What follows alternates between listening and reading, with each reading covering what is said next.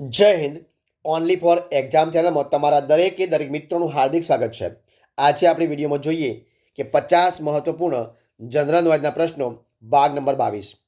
તો મિત્રો, મેં 1500 મહત્વપૂર્ણ જનરલ નોલેજના પ્રશ્નો મિત્રો એક પીડીએફ ફાઇલ બનાવી છે જે સ્પેશિયલ તમારા માટે છે, અને એમાંથી હું દરરોજ તમારી સમક્ષ 50 મહત્વપૂર્ણ જે મિત્રો જનરલ નોલેજના પ્રશ્નો છે એ મૂકવાનો પ્રયત્ન કરું છું. તો વિડીયો પૂરેપૂરો જોજો. આજે ભાગ નંબર 22 છે. તો મિત્રો, કે જે ગુજરાત સરકારની મિત્રો કોઈ પણ સ્પર્ધાત્મક પરીક્ષા મિત્રો આવી રહી હોય એના માટે તમને ખૂબ જ ઉપયોગી થઈ પડશે, કે જેમને ગુજરાતી સાહિત્યના પર પ્રશ્નો છે મિત્રો અને સામાન્ય જ્ઞાન પર પ્રશ્નો છે. તો વિડીયો પૂરેપૂરો જોજો. શરૂઆત કરીએ આપણે વિડીયોની. જોઈએ પ્રશ્ન તમારી સમક્ષ છે કે સોલંકી વંશના સૌથી પ્રભાવશાળી રાજવી સિદ્ધરાજ જયસિંહ દ્વારા નિર્મિત સહસ્ત્રલિંગ સરોવર કયા શહેરમાં આવેલું છે? તો પાટણમાં. મિત્રો કહેવાય છે પાટણમાં આવેલું છે. પ્રશ્ન આપણે આગળ જોઈએ કે રવિશંકર રાવણનું નામ કયા ક્ષેત્રમાં નોંધપાત્ર પ્રદાન માટે જાણીતું છે? તો આવશે ચિત્રકળા. કઈ આવશે? ચિત્રકળા. પ્રશ્ન આપણે આગળ જોઈએ કે પંડિત ઓમકારનાથનું પ્રદાન કયા ક્ષેત્રમાં છે? તો શાસ્ત્રીય સંગીત ક્ષેત્ર. શું આવશે? શાસ્ત્રીય સંગીત ક્ષેત્રે. પ્રશ્ન આપણે આગળ જોઈએ કે દાંતીવાડા સિંચાઈ યોજના કઈ નદી પર છે? તો બનાસ નદી પર. કઈ નદી પર છે? બનાસ નદી પર છે. પ્રશ્ન આપણે આગળ જોઈએ કે કયા ગુજરાતી જાદુગરનું નામ વિશ્વ કક્ષાએ જાણીતું બન્યું છે? તો કેલાલ. કયું આવશે? કેલાલ. પ્રશ્ન આપણે આગળ જોઈએ કે સરદાર વલ્લભભાઈ પટેલની આગેવાની હેઠળ ખેડૂતોએ નાકરંગની અહિંસક લડતની શરૂઆત ક્યાંથી કરી હતી? તો મિત્રો જવાબ આવશે બારડોલીથી. ક્યાંથી કરી? બારડોલીથી. પ્રશ્ન આપણે આગળ જોઈએ કે ગાંધીજીએ દક્ષિણ આફ્રિકામાં સ્થાપેલા આશ્રમનું નામ શું હતું? તો ટોલસોય ફાર્મ. કહીશું? ટોલસોય ફાર્મ. પન્નાલાલ પટેલને માનવીની ભવાઈ માટે કયો એવોર્ડ એનાયત થયો હતો? તો જ્ઞાનપીઠ એવોર્ડ. મિત્રો કયો આવશે? જ્ઞાનપીઠ એવોર્ડ પ્રાપ્ત થયો હતો. આરાસુર ડુંગરમાળા કયા જિલ્લામાં આવેલી છે? તો બનાસકાંઠામાં. મિત્રો કયા છે? બનાસકાંઠામાં આવેલી છે. પ્રશ્ન આપણે આગળ જોઈએ કે કુદરતના સાનિધ્યમાં રહેલું રજવાડી શહેર રાજપીપળા. કયું મિત્રો? રાજપીપળા ગુજરાતના કયા જિલ્લામાં આવેલું છે? તો નર્મદા જિલ્લામાં આવેલું છે. કયા જિલ્લામાં? નર્મદા જિલ્લામાં આવેલું છે. જય જય ગરવી ગુજરાત જેવી ઉત્તમ કોટીની રચના ગુજરાતને ભેટ ધરનારા મહાકવિ નર્મદ કયા શહેરના વતની હતા? તો આવશે સુરતના. મિત્રો કેના વતની હતા? સુરતના વતની હતા. સિંહના ચાર પગના કેટલા નહોર એટલે કે નખ હોય છે? તો 18 નખ. મિત્રો કેટલા હોય છે? 18 નખ હોય છે.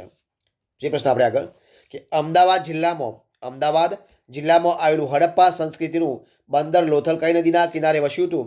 તો આવશે ભોગાવો. કઈ નદી આવશે? ભોગાવો નદીના કિનારે. અમદાવાદ જિલ્લામાં નળ સરોવર સિવાય અન્ય કયું પક્ષી અભયારણ્ય આવેલું છે? તો આવશે થોળ પક્ષી અભયારણ્ય. કયું આવશે? થોળ પક્ષી અભયારણ્ય છે. પ્રશ્ન આગળ ગુજરાતનો સૌથી મોટો મહેલ એટલે કે મહેલ કયા શહેરમાં આવેલો છે? તો વડોદરા લક્ષ્મી વિલાસ પેલેસ. કયો આવશે? વડોદરા લક્ષ્મી વિલાસ પેલેસ.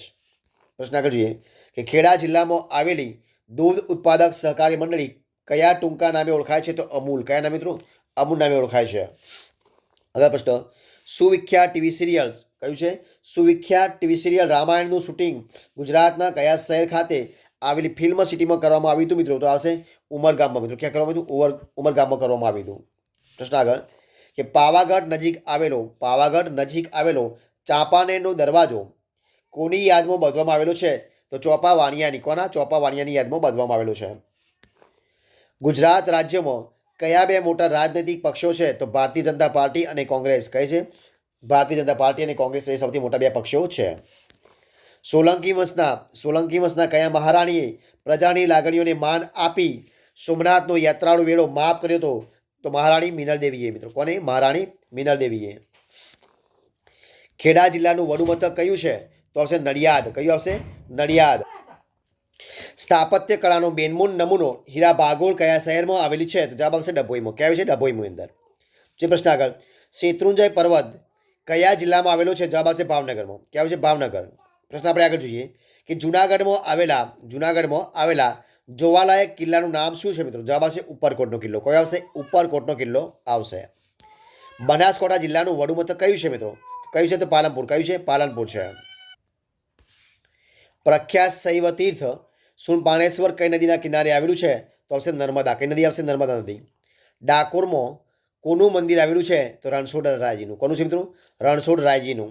પ્રશ્ન આગળ જોઈએ આપણે કે ઉદવાડા કયા ધર્મનું તીર્થ સ્થળ છે? તો આવશે પારસીઓનું. કોનું છે? પારસીઓનું.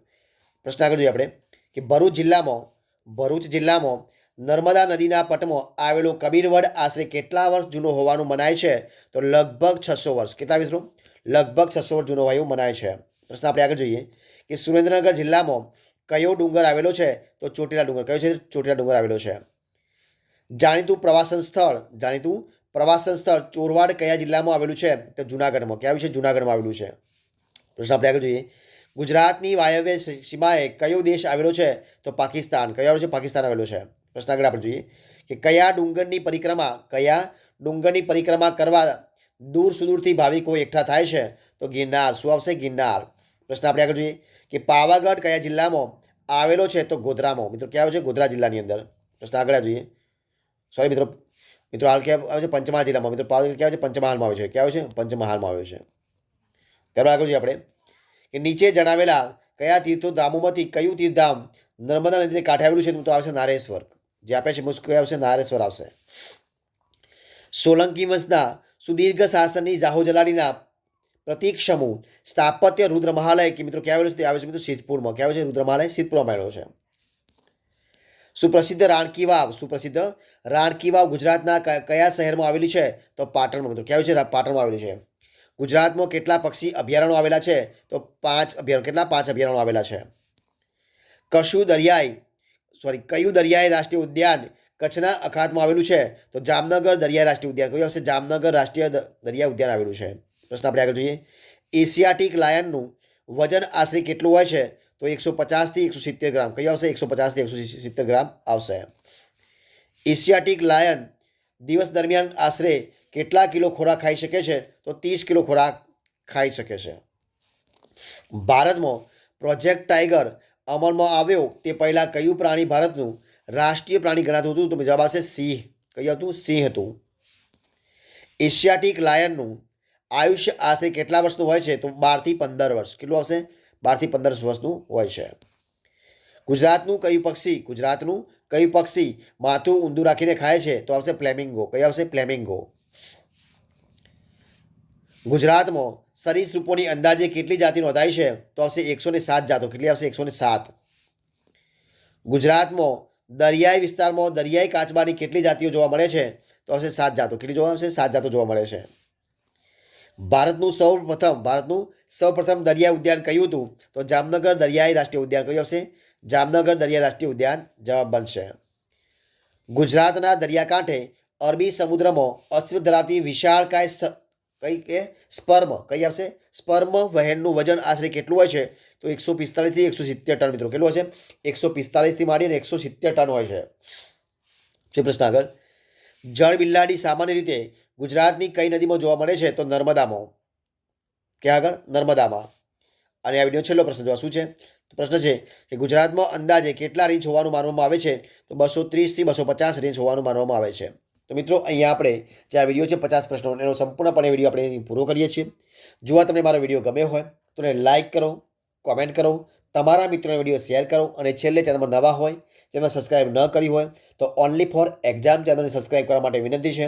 મારા આ વિડીયોને પહેલાંથી અંત સુધી જોવા માટે તમારા દરેક મિત્રોનો હું દિલથી ખૂબ ખૂબ આભાર માનું છું. ફરી મળીશું એક નવા વિડીયો સાથે, નવા ટોપિક સાથે. ત્યાં સુધી બની રહો. જય હિન્દ, જય ભારત, બેસ્ટ ઓફ લક.